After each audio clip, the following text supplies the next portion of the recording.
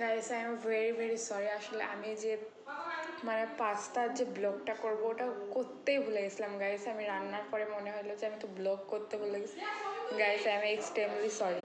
Guys দেখেন তো পাস্তাটা কেমন হয়েছে, অনেক দিন পর আসলে আমি রান্না করলাম পাস্তা। দেখেন তো একটু গাইস, দেখেন আসলে গাইস আমি এখান থেকে খাওয়া শুরু করে দিই। আসলে গাইস অনেক টেস্টি হয়েছে।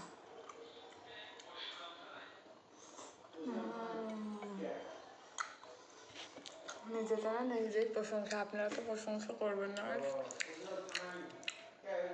তো আমি করে আমার তো অনেক মজা লাগতেছে, শুধু খাইতেই থাকি। ফ্যামিলিকে কি দিব?